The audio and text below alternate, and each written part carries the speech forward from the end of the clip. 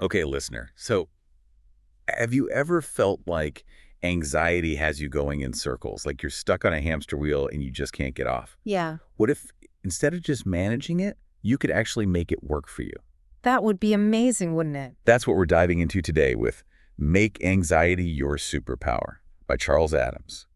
We've got excerpts from this book, and let me tell you, this hypnotherapist is not afraid to shake things up when it comes to how we think about anxiety. No, he is not. And it's a really refreshing perspective. One of the core concepts that really stood out to me was this idea of the three-column system. Okay. It's incredibly practical and something you can start applying immediately. Okay, I love a good system.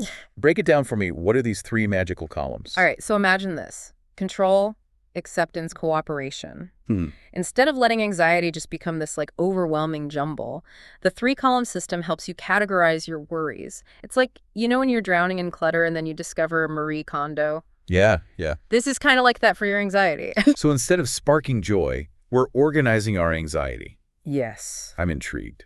Okay, let's start with control. This column is all about taking charge of what you can influence. So think setting boundaries, making a plan, or even just tidying up your workspace. It's about action, not avoidance. Right. That makes a lot of sense, yeah. Okay. When I'm feeling anxious, taking action, even small steps, can really help me feel more grounded. Absolutely. But then there's the acceptance column. This one is about acknowledging that, life throws curveballs, right? Right. It's about recognizing that you can't micromanage every outcome. So it's about learning to surf those waves of uncertainty instead of getting wiped out by them. Precisely. And, it's not about passive resignation, but about actively choosing to embrace the unknown. Okay. And that's where mindfulness practices, which I know you're already familiar with, can be incredibly helpful. So it's about recognizing what's within your control, accepting what's not. And then there's this third column, cooperation. What's that all about? So cooperation is where relationships come in. Think about it. When we're anxious, it's easy to isolate ourselves. But this column is about recognizing that healthy connections can be a really powerful buffer against stress. So it's about reaching out instead of retreating. Exactly. It's about open communication, setting realistic expectations with the people in your life, and building trust. And what's really fascinating is that the book presents this three-column system not just as like a theoretical framework, but as a practical tool that's backed by real-life examples, case studies from Charles's work with clients. Okay, so it's not just airy-fairy concepts. There's actual evidence to back this up. Oh, yeah. That's reassuring. So tell me about one of these examples. How did someone actually use this system to make their anxiety work for them? So the book tells the story of Emily, who used to be terrified of public speaking. I mean, who hasn't been there, right? Oh, tell me about it. But instead of letting that fear paralyze her, she used the three-column system to systematically address it. Okay, let's break it down. How did she tackle the control column? So she realized that while she couldn't control how the audience would react, she could control her preparation. So Emily dove deep into her topic, she practiced her delivery, she even visualized a successful presentation, kind of like athletes do. They visualize winning the game. That's such a great example of taking charge of what you can influence, even when it feels like everything else is out of your hands. Exactly. And then for the acceptance column, she practiced mindfulness techniques to manage those pre-presentation jitters. So she focused on her breath. She acknowledged the physical sensations of anxiety without letting them completely derail her. So instead of fighting those feelings, she rode them out, kind of like surfing a wave, right? Precisely. And that leads us to the cooperation column. Emily realized that connecting with her audience, being authentic, being a little bit vulnerable, that actually helped to calm her nerves. So instead of viewing them as judges, she started to see them as collaborators in a shared experience. Wow, what a shift in perspective. And did this three-column system actually work for her? Did she go from fear-stricken to fearless presenter overnight? Well, it wasn't magic. But Emily found that by consistently applying these principles, her anxiety around public speaking gradually decreased. And more importantly, she began to see those nervous jitters not as a sign of weakness, but as a source of energy that she could actually channel into a dynamic and engaging presentation. That's amazing. It's like she transformed that anxious energy into something powerful. Exactly. And that's what's so intriguing about this book. It encourages you to see anxiety not as the enemy, but as a potential ally. a catalyst for growth and change. And what's even more interesting is that Charles emphasizes that this isn't about becoming some anxiety-free robot. Right. It's about learning to relate to anxiety differently with more compassion and less judgment. So it's about befriending your anxiety, not battling it. That's a really different way of thinking about it. It is. And what I found really refreshing is that the book doesn't dismiss traditional therapies or medication. Instead, it positions the three-column system as a complementary approach, a new lens through which to view and manage those anxious thoughts and feelings. It's like adding another tool to your toolkit, one that empowers you to take an active role in understanding and shaping your experience with anxiety. And the fact that it's grounded in real-life examples like Emily's journey makes it feel really attainable, even for someone who might be struggling with really severe anxiety. Absolutely. And that's what makes this book so compelling. It offers a practical, action-oriented approach to anxiety management, one that encourages readers to become active participants in their own healing and growth. It's like that old saying, give a man a fish and you feed him for a day. Teach a man to fish and you feed him for a lifetime. Right. This book isn't just offering temporary solutions. It's about equipping you with the skills and perspective to navigate anxiety in a whole new way. Precisely. It's about empowering you to move from a place of fear and reactivity to a place of awareness, acceptance, and ultimately empowerment. And that's where the real magic happens, when we shift from battling anxiety to befriending it. Because one of the most fascinating ideas in Make Anxiety Your Superpower is that this often dreaded emotion can actually be a powerful motivator. Okay. I have to admit, that's a tough one for me to wrap my head around. When I'm anxious, motivated is usually the last word that comes to mind. Yeah. It's more like hide under the covers mode. I hear you. It's a real mindset shift. But think about it. Anxiety often signals that we care deeply about something. That presentation at work, a challenging conversation, even just a packed to-do list. Right. This book is about harnessing that energy instead of letting it control you. So it's about recognizing that anxiety isn't always a stop sign. Sometimes it's just a yield. It's giving us information about what matters to us. Exactly. And the book shares this really compelling story about a woman named Sarah who was terrified of job interviews. I mean, those high-pressure situations can really amplify our anxiety, isn't I it? know. Tell me about it. My palms are sweating just thinking about it. Right. Well, Sarah used to view interviews as these make-or-break moments, Yeah. But then, inspired by this three-column system, she started reframing that anxiety. How so? What was her aha moment? Well, instead of thinking, I have to be perfect, Sarah started thinking, this is a chance to learn and grow regardless of the outcome. She focused on what she could control, like her preparation, her research, her outfit even. And she used mindfulness to help calm her nervous system. So it's about shifting from a fear of judgment to a mindset of curiosity and opportunity. Exactly. And the results were remarkable. Sarah was still nervous, but that nervous energy transformed into enthusiasm and focus. She started seeing interviews as less about proving herself and more about a two-way conversation, a chance to connect and contribute. That's such a great example of how a simple shift in perspective can have a huge impact on our experience. It's not about erasing the anxiety. It's about transforming how we relate to it. Absolutely. And that's a key theme throughout this whole book, this idea that anxiety, while uncomfortable, doesn't have to be debilitating. In fact, it can actually become a catalyst for growth and creativity. Wait, creativity. How does anxiety tap into our creative side? Well, when we're anxious, our brains are in overdrive, right? Yeah. We're hyper-aware, we're scanning for problems, we're scanning for solutions. And while that can feel super overwhelming, the book suggests that we can actually leverage this heightened state to our advantage. So it's like our anxiety is a brainstorming partner, Yes. even if it's a bit of a chaotic one. Exactly. Think about, artists, musicians, entrepreneurs. So many of them talk about how anxiety fuels their most innovative work. They've learned to channel that energy into something productive. That's incredible. It's like anxiety can help us access parts of ourselves that we might not otherwise tap into. Precisely. And while the book really emphasizes, reframing anxiety and harnessing its energy, it also dives deep into the importance of building supportive relationships as a buffer against stress.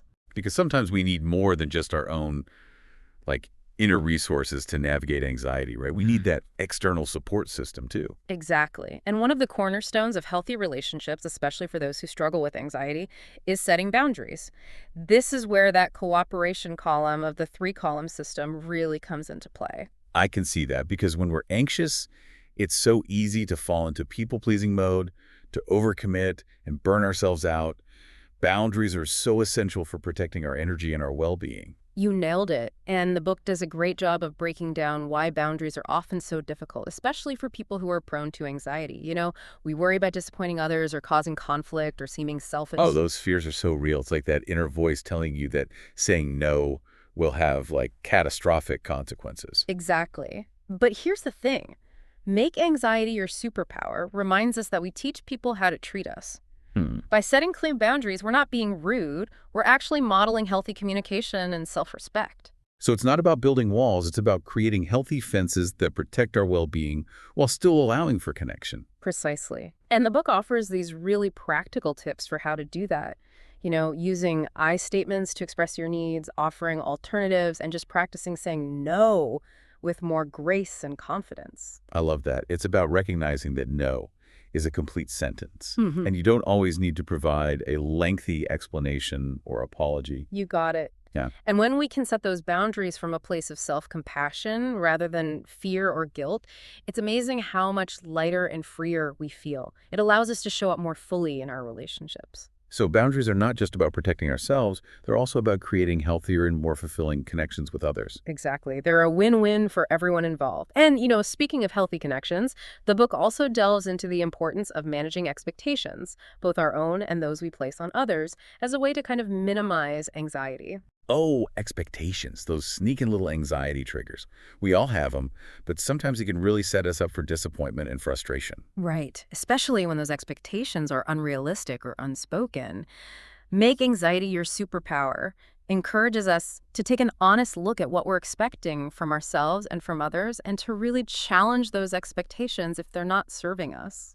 It's like that saying, expectations are just premeditated resentments. Yeah. If we're constantly setting the bar impossibly high, we're bound to feel disappointed. Exactly. And it's not about lowering our standards, but about making sure our expectations are aligned with reality. The book reminds us that everyone makes mistakes, ourselves included, and that learning to forgive ourselves and others is crucial for managing anxiety. That's such an important reminder. We can be so hard on ourselves and on others. Absolutely. So instead of striving for perfection, make anxiety your superpower encourages us to embrace imperfection, to practice self-compassion, and to approach life with a spirit of curiosity and growth. I love that. It's about shifting from a mindset of scarcity and fear to a mindset of abundance and possibility. Precisely. Precisely. And that brings us to another really important takeaway from the book, and that is the importance of seeking professional support when needed. Absolutely. It's a sign of strength to ask for help, not a sign of weakness. Sometimes we need a little extra guidance, a little extra support to navigate those choppy emotional waters. Exactly. And make anxiety your superpower reminds us that we don't have to figure everything out on our own, right? There are therapists, there are counselors, support groups, all sorts of resources available to help us on our journey. So it's about building our own personal anxiety-busting toolkit, Yeah, drawing from a variety of resources and strategies to find what works best for us. precisely. It's about becoming our own best advocates and creating a life where we can not only manage anxiety, but actually thrive in its presence. As we've been talking about reframing anxiety and building resilience, it makes me think about how this applies not just to us as individuals, but also to our families, especially when it comes to kids. Because anxiety doesn't just stay neatly tucked away in a box. It can really impact the whole family dynamic. That's such an important point. Anxiety can be contagious, especially within families. If parents are feeling stressed and overwhelmed, kids are so perceptive. They pick up on that energy.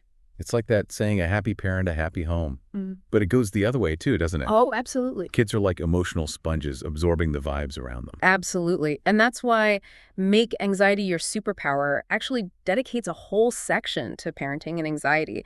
And one of the most powerful messages is that it's not about shielding our kids from anxiety entirely, because let's face it, that's impossible, but about teaching them healthy coping mechanisms. So instead of trying to create this stress-free bubble, it's about giving them the tools to navigate those inevitable ups and downs. Exactly. It's about modeling resilience. For example, instead of pretending we never get anxious, we can actually verbalize our process. Like if you're feeling overwhelmed, you might say, wow, I'm feeling a little anxious about this to-do list. I'm going to take a few deep breaths and then prioritize what needs to get done. I love that.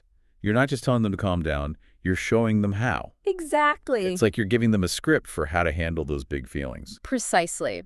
And it normalizes those emotions. Because if kids grow up thinking that anxiety is bad or wrong, they're less likely to come to us when they are struggling, right? That makes a lot of sense. We don't want them to think that they're the only ones feeling this way or that they need to hide it.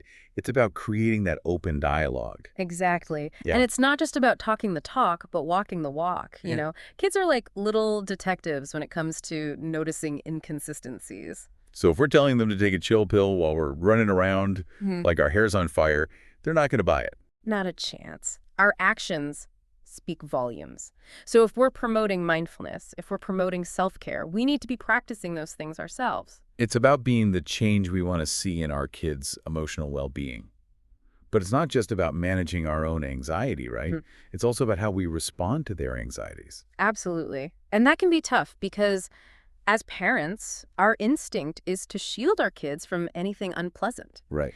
But make anxiety your superpower reminds us that sometimes the most loving thing we can do is to let them experience those age-appropriate challenges. So it's about resisting the urge to swoop in and fix everything. That's easier said than done. It is. But think about it. When kids are allowed to struggle a bit to find their own solutions, they build resilience. It's like learning to ride a bike, right? We can hold on for a little while, but eventually they need to find their balance on their own. That's such a great analogy. And while it might be tempting to keep those training wheels on forever, deep down we know that letting go is what allows them to truly soar. Precisely. And when they do fall, because let's face it, they will, we can be there to offer support, encouragement. Not to say, I told you so, but to help them dust themselves off and try again. So it's about finding that balance between protecting our kids and empowering them to navigate the world, anxieties and all, on their own terms. Exactly. And that's really the heart of this book. It's about shifting our relationship with anxiety from seeing it as something to fear and avoid to recognizing it as a natural part of the human experience that can actually fuel our growth, our creativity, our resilience. It's about embracing the full spectrum of emotions, both the comfortable and the uncomfortable, and finding ways to navigate them with grace and courage. And you know what? It's not just for those who identify as anxious. There's something in here for everyone. Absolutely. Make Anxiety Your Superpower is filled with these practical tools and insights that anyone can use to manage stress, to build resilience, and to live a more fulfilling life. It's been an incredible deep dive into this book. So many powerful takeaways about reframing anxiety, building resilience, and fostering those healthy connections, both within ourselves and with the people we love. It's been such a pleasure exploring these ideas with you. And to our listeners, thank you for joining us on this journey into the heart of Make Anxiety Your Superpower. We hope you found this deep dive insightful and empowering. Remember, you are not alone, and there are resources available to support you on your journey. Until next time, keep exploring, keep learning, and keep diving deep into the world around you. We'll catch you on our next adventure.